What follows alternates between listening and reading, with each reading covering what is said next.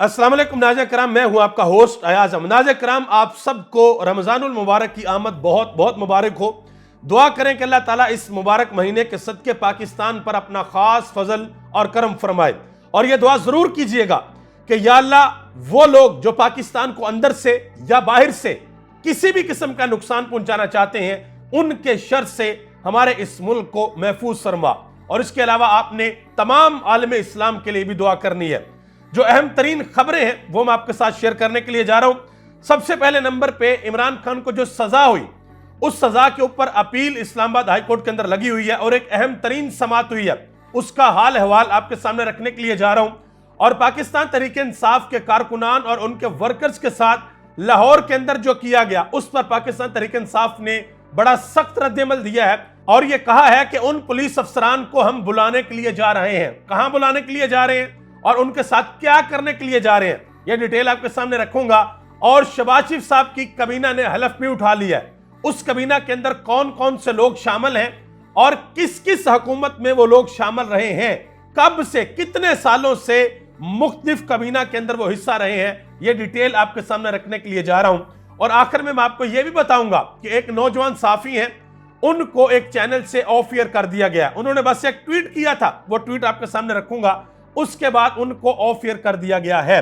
तो सबसे पहले नंबर पे इमरान खान के जो केसेस हैं उनके ऊपर आपको अपडेट दे दूं।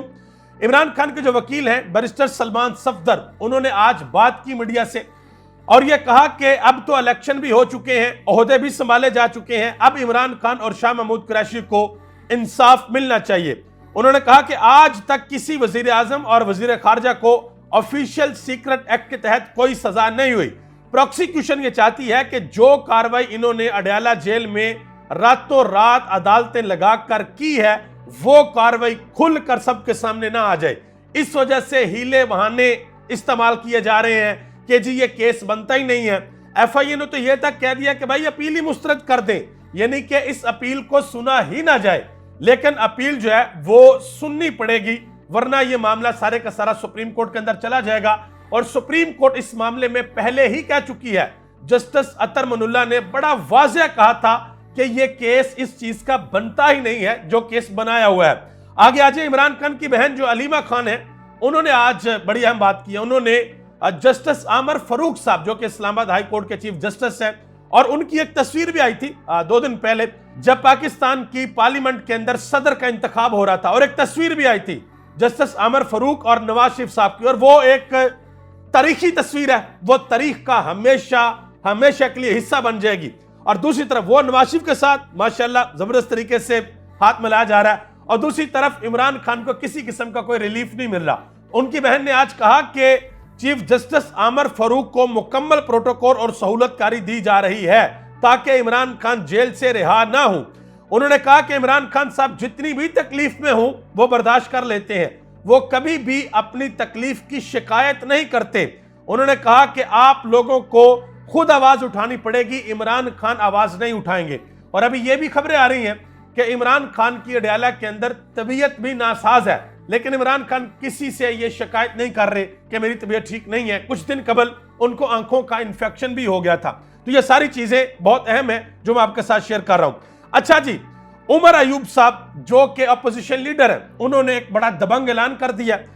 उन्होंने कहा कि जो पुलिस अफसरान अवाम पर तशद्दुद में मुलव्वस रहे हैं उनको पब्लिक अकाउंट कमेटी में बुलाया जाएगा, उनका ऑडिट किया जाएगा, उनके असासे करप्शन और उनकी कारकर्दगी की जांच करके कौम के सामने लाएंगे। ये एक बड़ी अहम बात है कि देखिए अब लाहौर के अंदर जो हुआ, जीपीओ चौक में तमाम कैमरों के सामने वो सारे के सारे मनाजर महफूज हो चुके हैं। वो ना सिर्फ पाकिस्तान में बच्चे के पास है, बल्कि आलमी मीडिया में भी पहुंच चुके हैं। तो तहरीक इंसाफ ने ऐलान किया कि वो पुलिस अफसरान जो घसीट के गाड़ियों के अंदर से लोगों को उतार रहे हैं, गाड़ियों से नीचे गिरा रहे हैं, मैंने खुद देखा, ये वहां पे सब लोगों ने सरेआम देखा है। उन पुलिस अफसरान को पब्लिक अकाउंट कमेटी के अंदर बुलाया जाएगा, जो कि पाकिस्तान तहरीक इंसाफ के रहनुमा है शेर अफजल खान मरवत, वो उसको चेयर करेंगे। और फिर वहां पर मजीद आगे कार्रवाई की जाएगी उन पुलिस अफसरान के खिलाफ। और जिन लोगों को गिरफ्तार किया गया, कल तकरीबन 42 या 50 लोग थे, आज उनको अदालत में पेश किया गया और तकरीबन तमाम लोगों को मुकदमात से डिस्चार्ज कर दिया गया। इसकी एक बड़ी वजह है, वजह यह है कि लोगों ने किसी किस्म का कानून कल नहीं तोड़ा। लोग सिर्फ आ रहे थे, अपनी गाड़ियों पे थे, मोटरसाइकिल पे थे, उनके हाथों में पाकिस्तान तहरीक इंसाफ के झंडे थे, या उन्होंने पाकिस्तान तहरीक इंसाफ का झंडा अपने सर के ऊपर बांध रखा था। जैसे ही हमारे पंजाब पुलिस के शेर दिल जवान वो झंडा देखते थे, वो जाते थे, उनको पकड़ते थे, गिरफ्तार करते थे और डाल देते थे कैदियों वाली गाड़ी में, या अगर कोई आगे से रेजिस्ट करता था तो उसको फिर वो घसीट कर भी ले जाते थे। ये मनाजर कल सबने देखे हैं। अब उमर अयूब ने एक और बड़ा अहम बयान दिया। उन्होंने कहा जी आईजी पंजाब नून लीग के घर का मुलाजिम बन चुका है।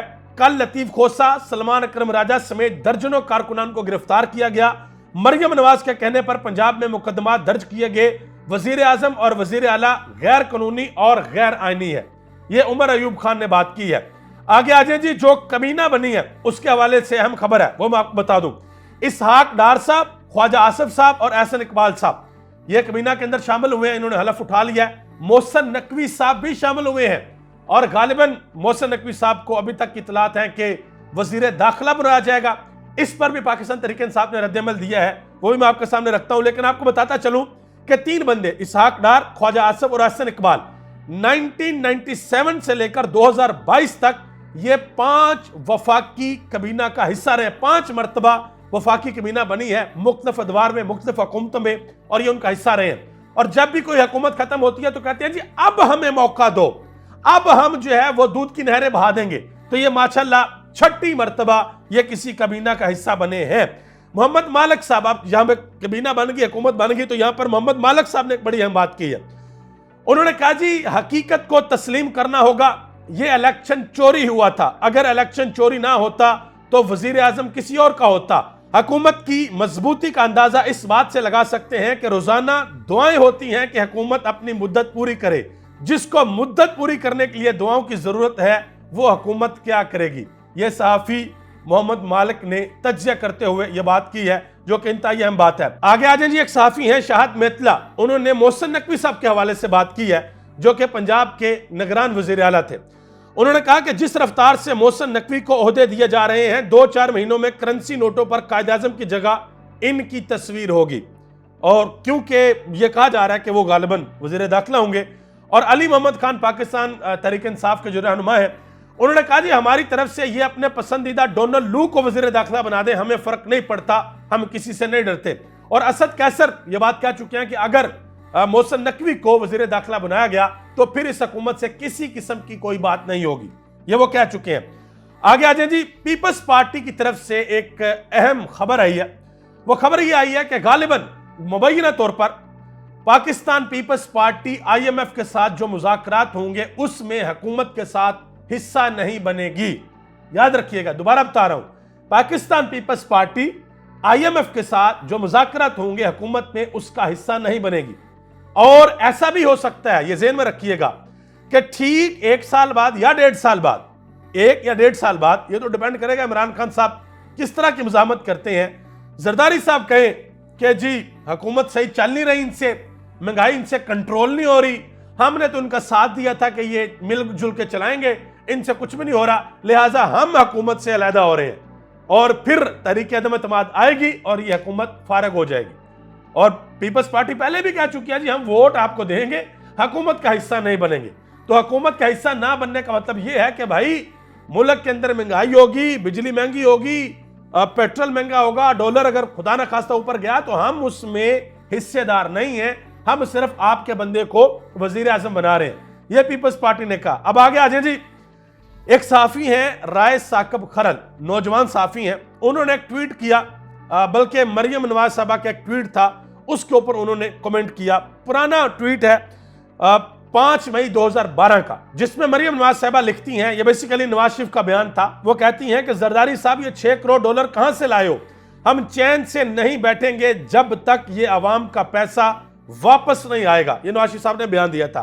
तो सहाफी ने जो राय साकब खरल है, उन्होंने ऊपर सिर्फ इतना लिखा म्यूजिक, कि भाई ये हो रहा है, ये वो जरदारी है, उनको अब पाकिस्तान मुस्लिम लीग नून सदर बना रही है। और भी बहुत सी बातें हैं जो दोनों एक दूसरे के खिलाफ करते हैं, नूरा कुश्ती होती है, ये इमरान जरदारी भाई भाई हैं, जो तीर है वही शेर का रास्ता रोकेगा, और पता नहीं क्या क्या। लेकिन बाद में वो इमरान खान की बात हमेशा सच साबित होती है कि ये हमेशा दोनों इकट्ठे बैठते हैं, इनको एक दूसरे का सारा एजेंडा सूट करता है, तो ये कभी भी एक दूसरे के खिलाफ नहीं जा सकते, हमेशा एक दूसरे के साथ बैठते हैं।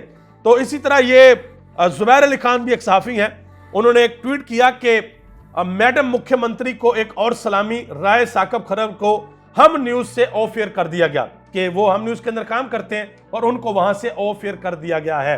अच्छा, एक और बात पता चलूं कि ये वही सहाफ़ी हैं जिन्होंने लाहौर के अंदर एक प्रिंटिंग प्रेस में जाके पकड़ लिया था, वहां पर नवाज शरीफ साहब का जो हल्का मनसेरा वाला, उसके बैलेट पेपर की छुपाई हो रही थी, तो वो मामला भी बहुत ज्यादा सीरियस मामला हुआ था।